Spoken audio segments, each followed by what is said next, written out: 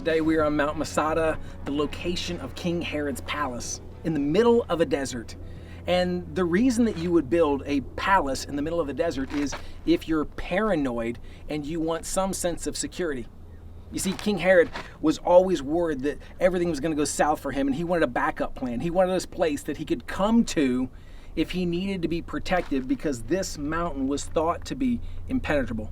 There's only one very jagged road up to this location. You couldn't get an army. You couldn't even get really many animals up it. It was secluded and, in his mind, safe. And for him, he never needed it. He never used this palace, but some of the Israelites did. In the late 60s AD, some of the Israelites overtook this mountain. They overthrew the Roman government here because they thought, man, if we could just get here, we're safe. It's impenetrable. But if you read the stories, it's tragic. The Roman Empire didn't take too kindly to this overthrow.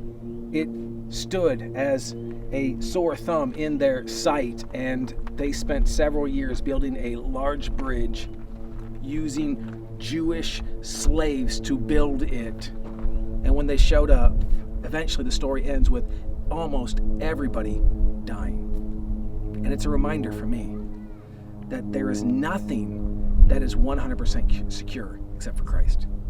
That in my life, it's easy for me to want to build these fortresses, to want to build a financial fortress and think, if I can just get this much money in the bank, then I'll be okay. I mean, I won't be perfect, but then I'll be okay from any tragedy or hardship. Or if I can get to this place in my marriage, if we can get past this hurdle in our marriages, then we'll be okay. If I can have this many kids, or if I can just get this job or make this amount of money, or whatever it is. All of us have these things that we lean into for our trust. We build these fortresses in our lives. We don't let people in or things in. We think they're going to protect us when things go south, but the reality is this. The only thing that really protects us is God. And you are just as protected down there in the open Dead Sea area as you are up here on this mountain, because at the end of the day, God numbers our days. God counts the hairs on our heads. God is in complete control, and we can rest in that. I'm not saying don't save. I'm not saying don't invest. I'm not saying don't build some security in your life. No, build those things. Those are incredibly important things. Those are what Solomon would call wise. Just don't put your faith in them. At the end of the day, God's going to do what God's going to do. And there is such freedom when we don't have to build the fortresses.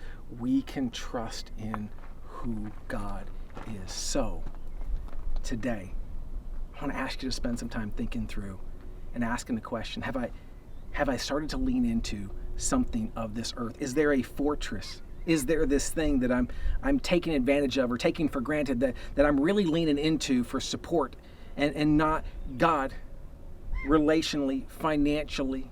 I don't know what it is, but is there something? And number 2 is this. What does it look like for me to really lean into God? How do I do that? How do I pursue God in a way that I lean into Him completely and trust Him with my life, not some man-made thing? This place is beautiful. It's insanely protected, and honestly, I get why they thought it, and yet it stands as a reminder. The land speaks to us and reminds us there's no place that's safe from God, that God is ultimately in control. And that, believe it or not, that's the best news you can hear.